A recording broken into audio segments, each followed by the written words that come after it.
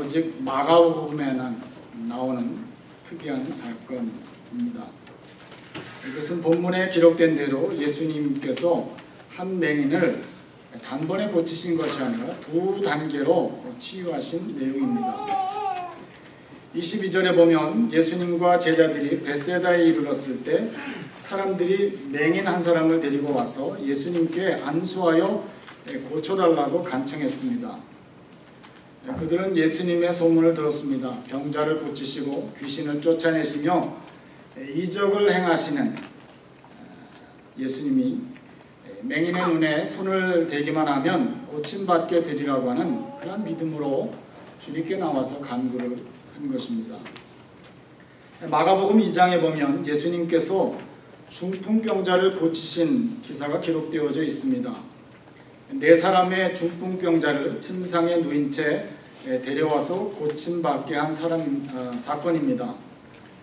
맹인을 데려왔던 사람이나 중풍병자를 데려왔던 사람들은 환자를 돕는 사람들입니다. 그 자신이 환자가 아니라 환자를 돕기 위해서 나온 것입니다.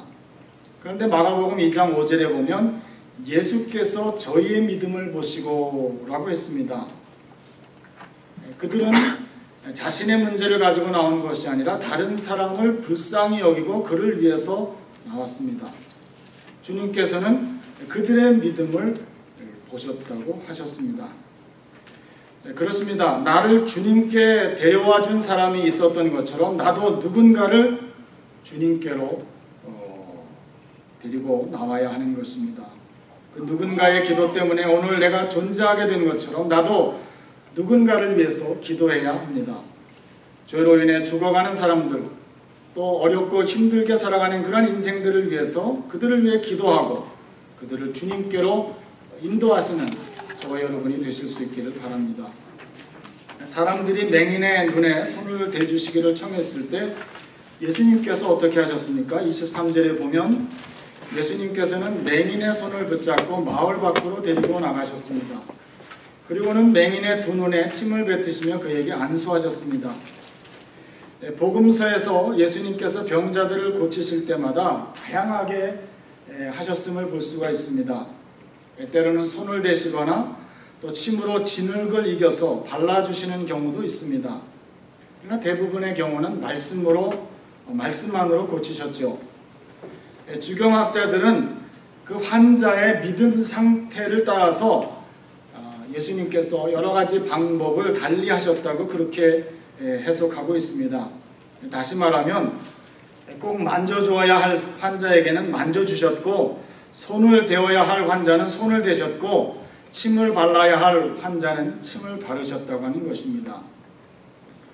그러므로 오늘 이 시대, 우리 시대의 시각으로 왜 이렇게 불결하고 더럽게 그런 방법으로 하시느냐고 따질 필요가 없는 것입니다.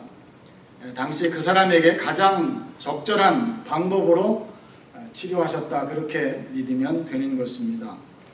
자, 안수하고 나서 맹인에게 무엇이 보이느냐 그렇게 물으셨습니다. 그런데 24절에 보면 맹인이 주위를 살펴보며 말하기를 사람들이 보이나이다, 나무 같은 것들이 걸어가는 것을 보나이다 라고 했습니다.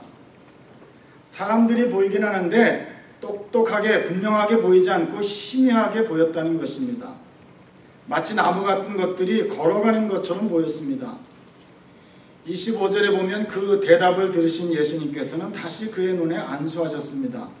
그런 후에 맹인이 다시 주위를 이번에는 주목하여 보았는데 그의 눈이 완전히 나아서 만물을 밝히 보게 되었다고 했습니다. 예수님의 안수로 눈이 나와서 모든 것을 밝히 볼 수 있게 된 맹인은 대단히 기뻐했을 것이고 예수님께 감사한 마음을 가졌을 것입니다.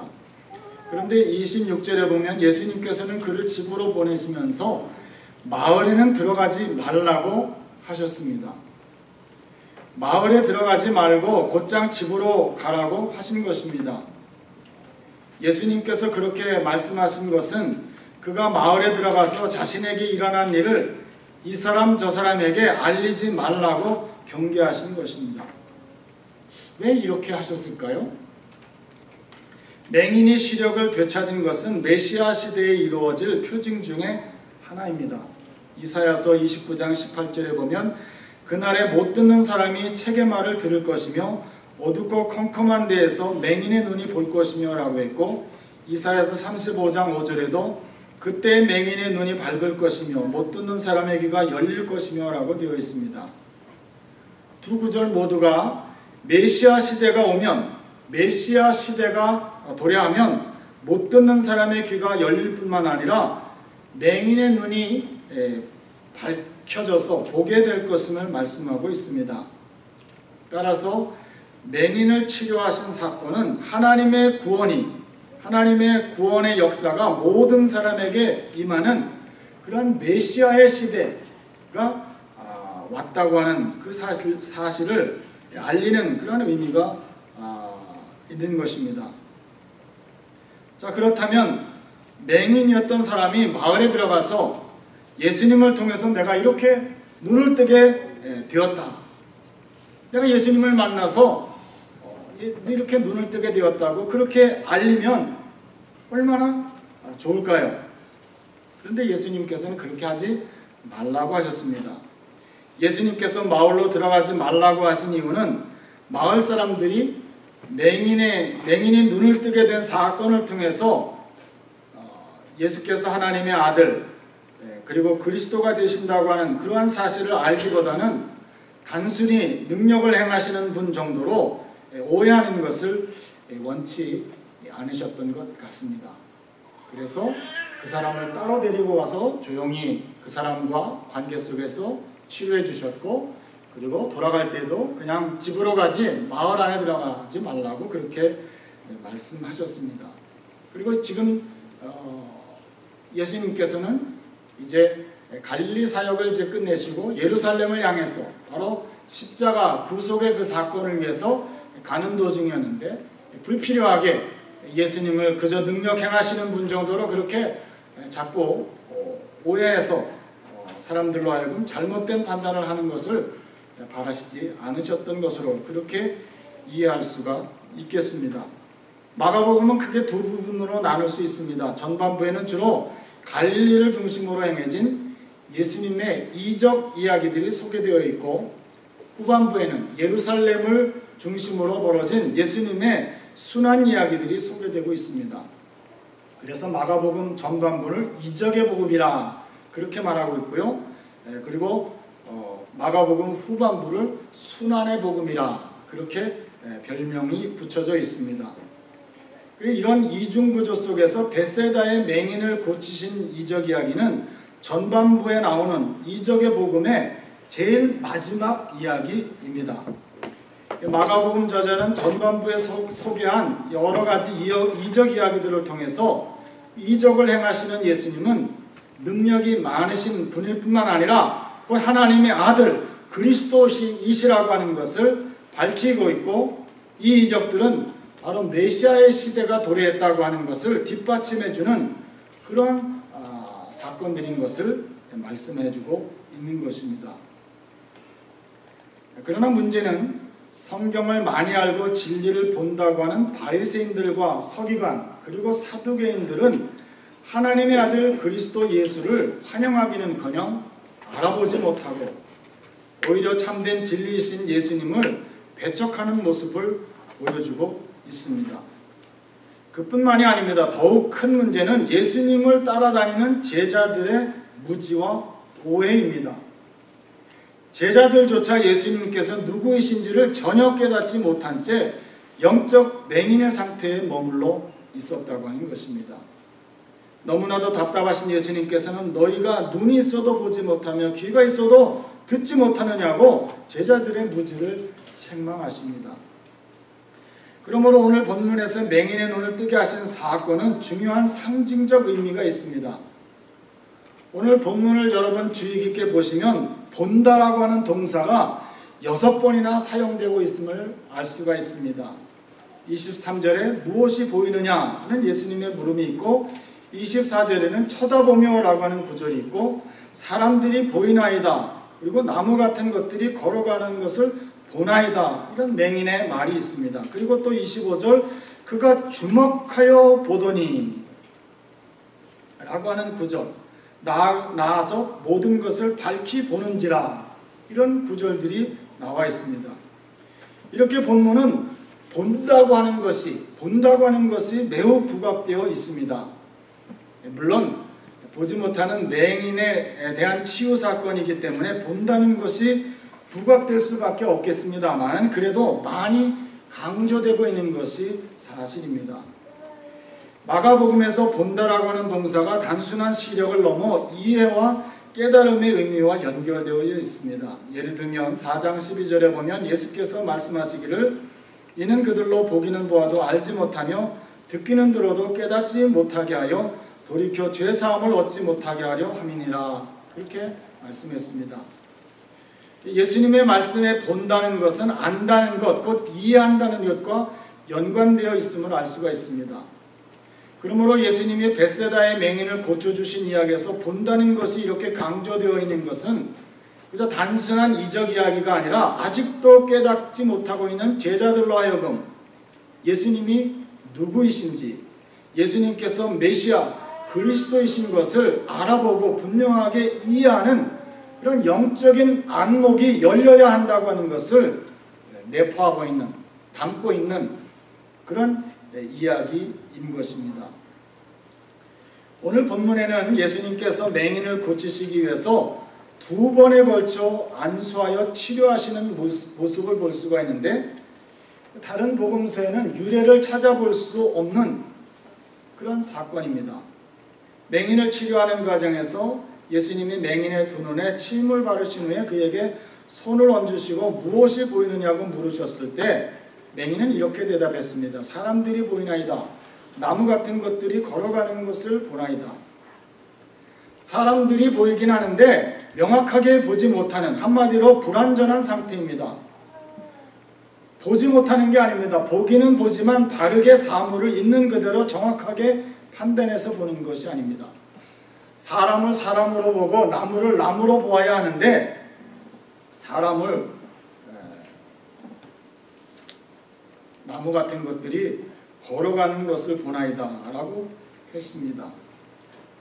시력을 완전히 상실한 맹인 같으면 안 보입니다. 안 보여서 모르겠습니다 라고 했을 텐데, 그러나 이 사람은 반맹인의 상태에 있기 때문에 보기는 보는데 바르게 보지를 못하는 것입니다. 보기는 보는데 흐릿하게 보고 어설피 보기 때문에 더 큰 오류에 빠질 수 있는 그런 큰 위험을 안고 있는 것입니다. 여러분, 바리새인들은 율법을 모르는 사람들이 아닙니다. 너무나 잘 안다고 자부했던 사람들입니다. 그들은 성경을 줄줄줄 외울 정도로 성경을 잘 알고 있었습니다. 그러나 문제는 바르게 알지 못했다는 데 있습니다. 그러므로 메시아 그리스도이신 예수님께서 오셨지만 저들은 영접하지 않았습니다. 그들은 자신들이 그토록 고대하고 기다리던 메시아 그리스도이신 예수님께서 오셨지만 오히려 예수님을 십자가에 못 박아 죽도록 했던 것입니다. 왜 이렇게 한 것입니까? 영적인 소경이기 때문에, 반맹인의 상태였기 때문입니다. 예수님은 요한복음 9장 41절에서 이런 바리새인들을 향하여 이렇게 말씀하셨습니다. 예수께서 이르시되 너희가 맹인이 되었더라면 죄가 없으려니와 본다고 하니 너희 죄가 그대로 있느니라. 차라리 맹인이었으면 좋겠는데 본다고 하면서 보지 못하고 있으니, 영안이 닫혀있는 그런 상태로 있으니 너희 죄가 여전히 있다, 그런 말씀입니다. 오늘 본문 이해를 위해서 본문 앞에 나오는 그런 이야기들을 좀 살펴볼 필요가 있겠습니다.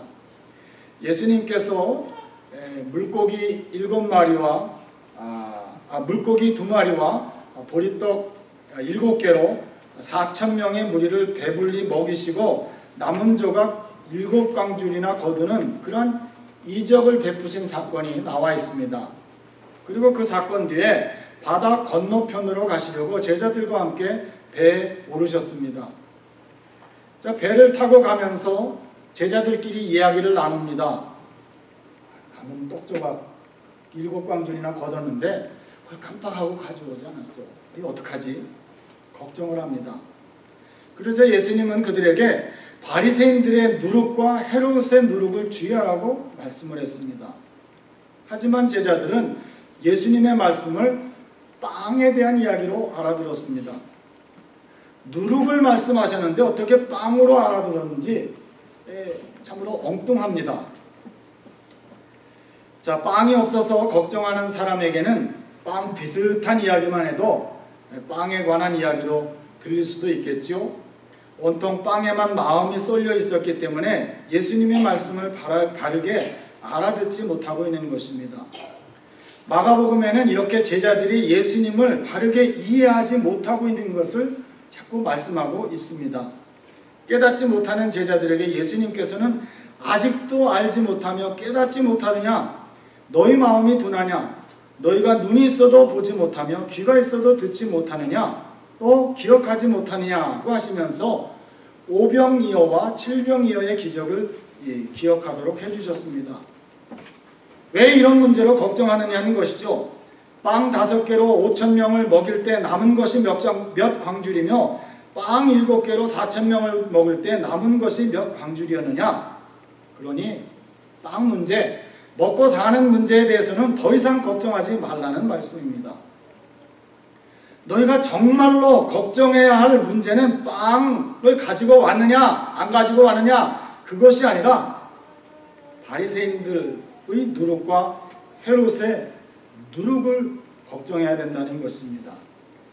사랑을 실천하지 않고 형식적으로 종교 생활을 하던 바리새인들의 율법주의, 그리고 현실과 타협하면서 세상의 안락을 추구하던 헤롯의 세속주의에 물들지 않도록 주의하라는 말씀입니다. 율법주의, 율법에 얽매이고 세속에 물들면 진리를 바르게 깨달아 알 수 없기 때문에 이렇게 말씀하신 것입니다. 그렇지만 제자들은 여전히 예수님의 말씀을 알아듣지 못했습니다. 그래서 예수님께서는 한숨을 쉬시며 아직도 깨닫지 못하느냐? 왜 여전히 먹고 마시며 사는 육신의 문제만 몰두해 있느냐? 왜 하나님의 나라의 본질을 놓치고 있느냐? 그렇게 책망하고 계시는 것입니다. 여러분, 예수님의 이 답답해하시는 그 심정이 이해가 되십니까? 제자들은 3년 동안이나 예수님을 따라다녔습니다. 함께 지내며 곁에서 보고 들었습니다. 그들은 예수님에 대해서 누구보다도 잘 안다고 자부했을 것입니다. 예수님과 늘 함께 먹고 마셨으니 예수님께서 뭘 좋아하시는지 예수님의 식성에 대해서도 알았을 것입니다. 예수님의 습관이 무엇인지, 혹시 예수님의 얼굴에 점이 있었는지 없었는지 모르지만 점이 있었다고 하면 예수님의 어디에 점이 있는 것도 다 알았을 것입니다. 그렇지만 제자들은 아직까지도 예수님이 누구이신지 정확하게 알지 못했고 예수님이 하신 말씀의 뜻도 바르게 이해하지 못하고 있었습니다. 제자들은 다른 유대인들처럼 로마의 압제로부터 이스라엘을 해방시키시고 왕으로 등극하는 그러한 메시아관을 가지고 있었습니다. 이제 예수님께서 왕으로 등극하시면 자신들이 한 자리씩 차지하게 되리라고 하는 그러한 기대를 품고 있었습니다. 그래서 누가 예수님 좌우에 앉느냐 하는 문제 때문에 서로 질투하고 서로 다투는 그러한 모습을 보이기도 합니다. 먼저 그의 나라와 그의 의를 구하라고 하셨지만 여전히 먹고 마시는 육신적인 문제에만 머물러 있으니 얼마나 답답하시겠습니까? 제자들은 아직까지 반맹인의 상태에 머물러 있었던 것입니다. 예수님에 대해서 아는 것 같지만 잘 알지 못하는 영적으로 어두운 그러한 제자들 때문에 안타까워하시는 그러한 주님의 모습이 나타나 있습니다. 그리고 오늘 본문 바로 다음에 나오는 이야기는 베드로의 신앙 고백입니다. 이 이야기에서 예수님은 제자들에게 너희는 나를 누구로 하느냐? 그렇게 물으셨습니다. 그때 베드로는 주는 그리스도이십니다 라고 고백을 했습니다. 그러나 이 고백이 있은 다음에 주님께서 당신이 고난당하실 것을 드러내놓고 말씀하시자 베드로는 이해할 수 없다고 하는 태도를 보입니다. 베드로는 주님을 붙들고 안 된다고 항변했습니다. 스승 예수님께서 왕으로 등극하실 것을 기대하고 있던 베드로는 스승님이 고난의 길을 가야 한다는 것을, 그리고 주님이 죽는다고 하는 것을 도저히 이해할 수 없고 받아들일 수가 없었던 것입니다. 베드로와 제자들은 반복되는 3번에 걸친 순환 예언에도 불구하고 예수님께서 걸어가신 순환의 길을 조금도 이해하지 못하고 도리어 거부하고 부인하는 태도를 보이고 말았습니다. 제자들은 기사와 이적, 능력을 행하시는 그리스도는 알았지만 고난을 당하시는 그리스도는 조금도 이해하지를 못했습니다. 주님이 당하실 고난과 주님의 뒤를 따라갈 때 감당해야 하는 고난의 삶은 제자들에게는 이해될 수가 없는 것이었던 것입니다. 여러분, 능력의 신앙은 중요합니다. 그러나 고난의 신앙이 없다면 그것은 기독교의 진리를 온전히 아는 것이 아니라 단지 반쪽 진리를 아는 것이라고 말할 수밖에 없습니다. 그것은 사람들이 나무처럼 희미하게 보이는 단계와도 같은 반맹인의 상태인 것입니다. 안타깝게도 오늘날 많은 현대 기독교인들이 반맹인의 상태에 있으면서도 자신은 잘 보고 바르게 알고 있는 것처럼 착각하는 사람들이 의외로 많습니다. 교회에 5년, 10년을 다니고 예수님에 대해서 잘 알고 있는 듯 보이지만 부분적으로만 보고 희미하게 보고 실상은 바르게 알지 못하는 반맹인의 신자들이 너무나 많습니다. 동정녀 마리아의 탄생? 믿기 어려워. 예수님이 죽었다 살아난 것? 그건 이해할 수 없어. 그러나 능력을 행하시고 병자를 고치시고 귀신을 쫓아내주신 주님, 그분의 교훈의 말씀, 그건 참 좋아. 아멘. 그분의 말씀만 듣고 그 내용들만 따라가면 되지. 뭐 그렇게 이적이나 뭐 그렇게 마리아의 몸에서 탄생했거나 부활이 그게 뭐 그렇게 중요한 거냐? 말씀만 듣고 따라가면 되지.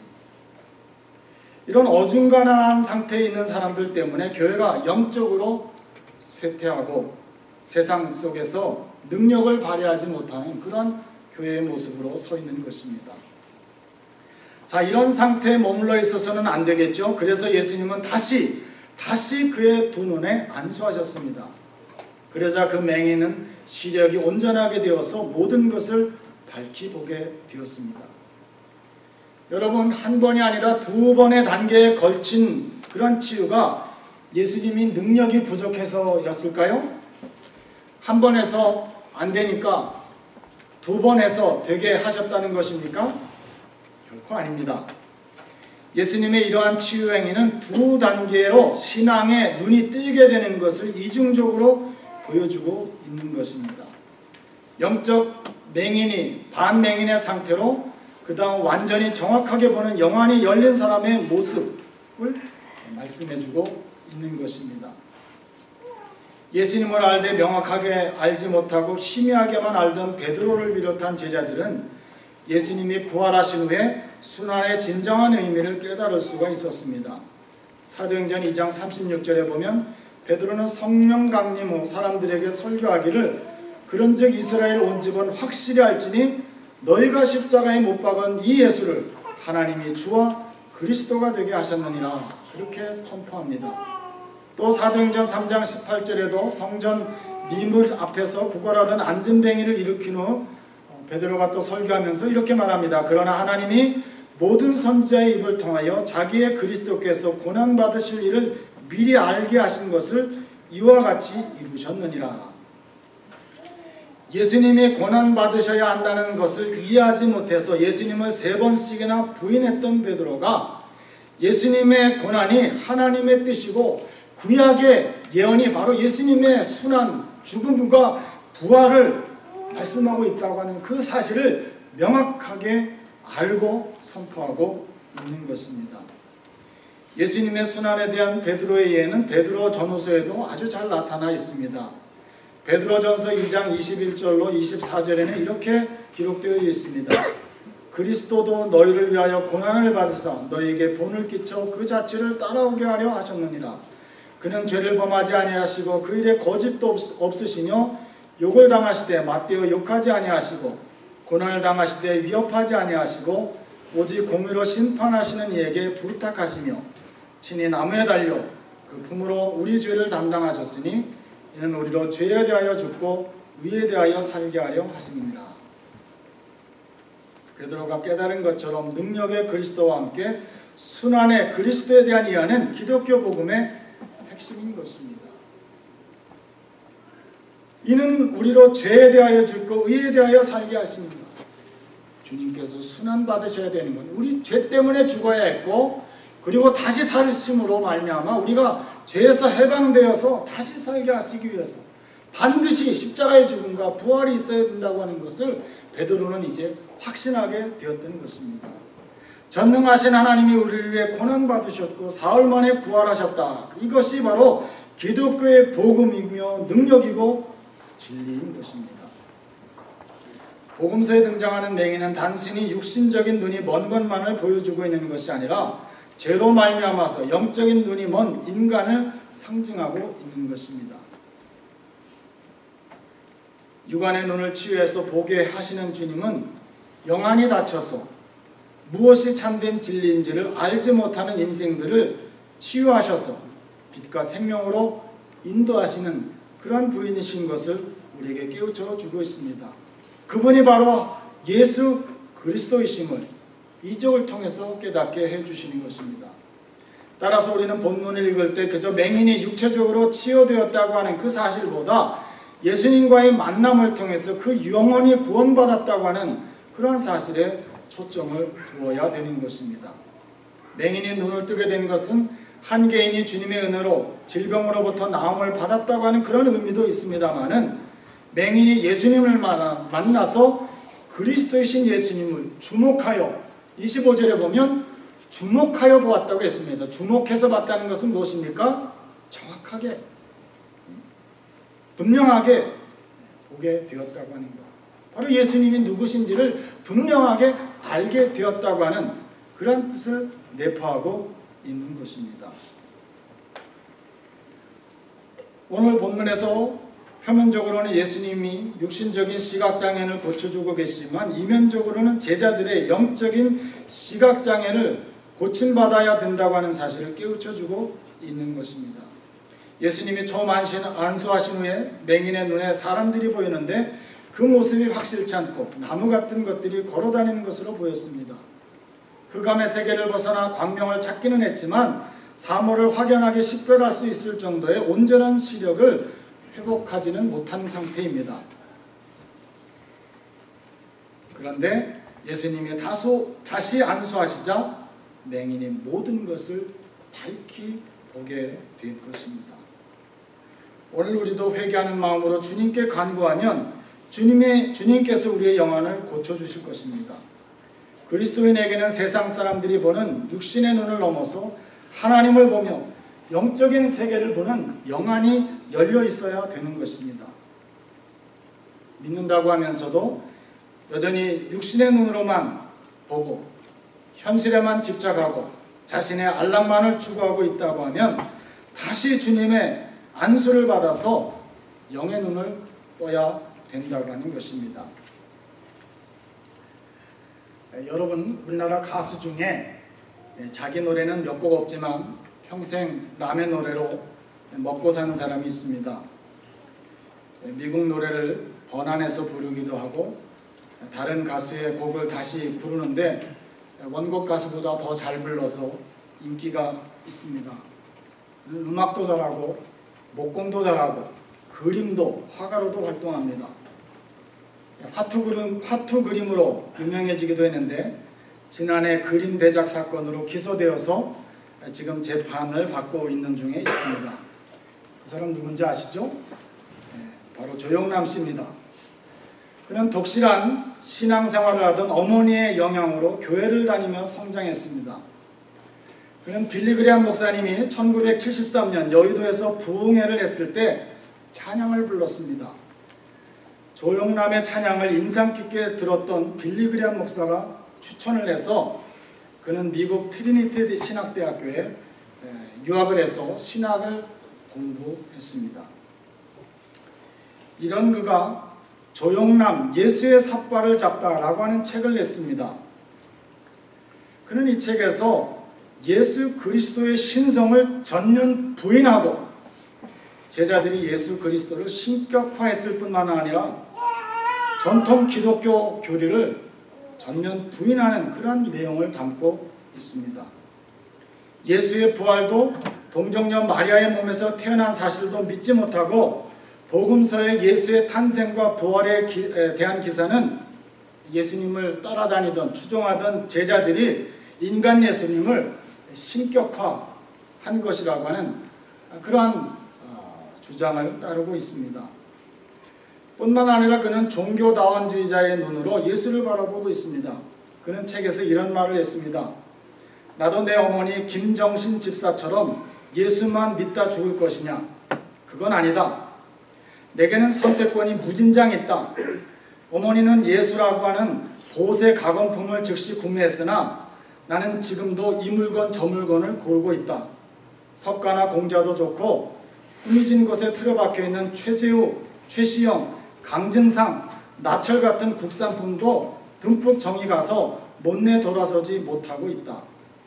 단 목적지는 한 곳이다. 무엇을 믿든 강진산을 믿든 최재우를 믿든 석가를 믿든 공자를 믿든 무엇을 믿든 목적지는 한 곳이다. 기독교 가정에서 자라고 신학대학까지 졸업해서 빌리그레함 목사님 눈에 들어서 추천받아서 신학까지 공부했던 그가 왜 이런 주장을 하는 사람이 되었을까요? 그의 영안이 닫혔기 때문에 보아야 될 것을 보지 못하고 헛소리를 하고 있는 것입니다. 조영남 씨처럼 종교다원주의자들은 이런 얘기를 합니다. 산을 오르는 데는 한 길만 있는 것이 아니라 동서남북 사방팔방 여러 길이 있는데 조금 쉬운 길도 있고 어려운 길도 있겠지만 어떤 능선을 따라서 올라가든지 정상에서는 결국 만나게 될 것이다. 이처럼 여러 종교라고 하는 그런 길이 있는데 어느 종교를 믿든지 간에 결국 진리라고 하는 정상에서 다 같이 만나게 될 것이다. 그러니 이 길만이 바른 길이라고 하니 내가 가는 길 말고 다른 길로 가면 안 된다고 주장하는 것은 옛날 세상을 잘 모를 때나 하던 얘기지 오늘날과 같은 지구촌 시대에 그런 말은 미개함을 드러내는 무식의 소치라 그렇게 주장을 합니다. 여러분 이 말이 설득력 있게 들리시나요?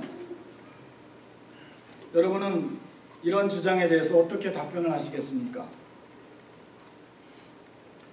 여러분 산을 오르는 길이야 동서남북 사방팔방 여러 길이 있겠죠. 또 수영을 잘해서 한강을 건너기도 하고 대한해협이나 현해탄, 도보해협을 건너는 사람도 더러 있기도 합니다. 그러나 아무리 수영을 잘한다고 해도 태평양을 건널 수가 없습니다. 비행기를 타거나 배를 타야 태평양을 건너 미국으로 올 수가 있습니다.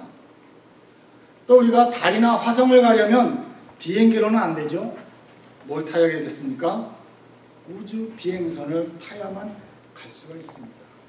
다른 방법이 없어요.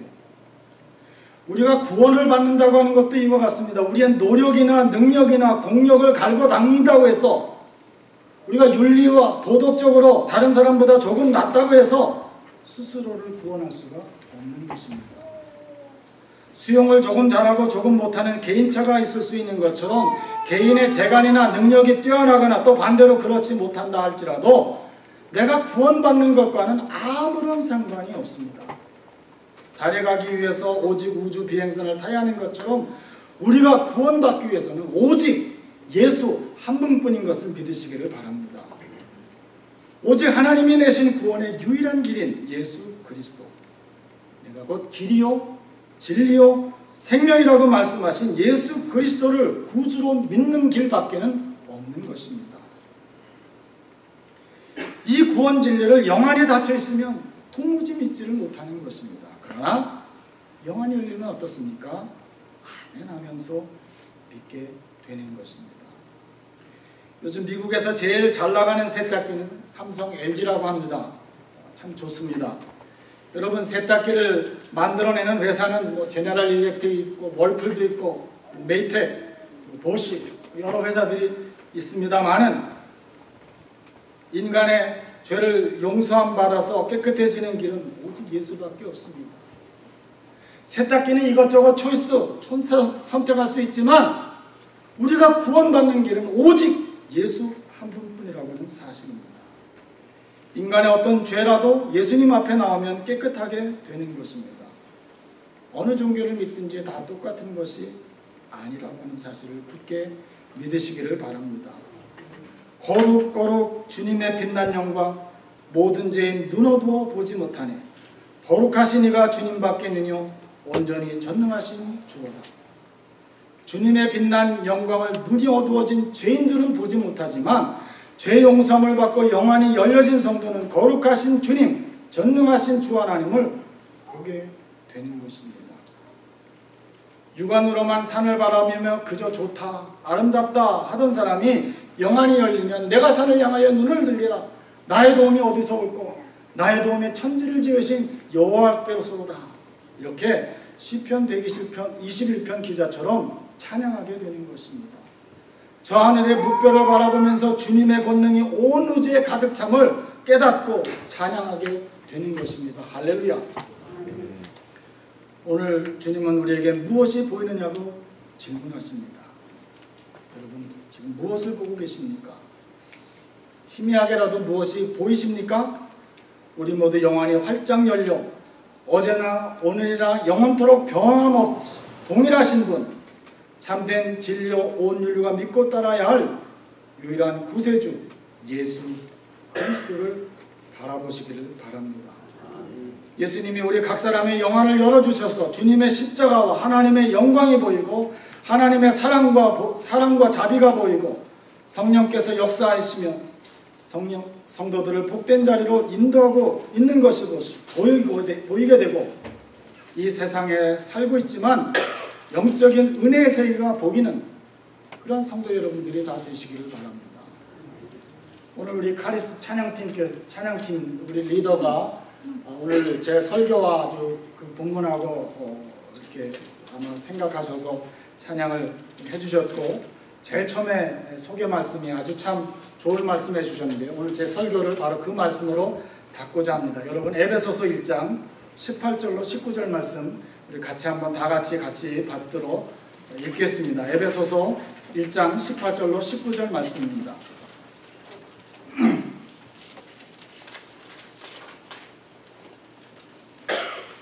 에베소서 1장 18절로 19절, 15절부터 마지막 23절까지 바울의 기도가 나오고 있는데 그의 간절한 기도가 무엇인지 16절로 18절로 19절 우리 같이 한번 받도록 읽겠습니다. 시작. 너희 마음이 문을 닫기사 그의 부르심의 소망이 무엇이며 성도 안에서 그 기업의 영광의 풍성함이 무엇이며 그 힘의 위로로 역사하심을 따라 믿는 우리에게 베푸신 능력의 지극히 크심이 어떠한 것을 너희로 알게 하시기를 구하노라. 마음의 눈을 밝히사, 영안의 눈이 밝혀야 그 다음에 제일 마지막에 알게 하시기를 알게 된다는 것입니다. 그 능력이 어떻고 그 소망이 어떻고 그 영광의 풍성한 것이 어떤 것인 것이 마음에는 영안이 열리게 되면 알게 되는 줄로 믿습니다. 그렇게 되시기를 간절히 바랍니다. 기도하시겠습니다. 사랑과 은혜가 풍성하신 하나님,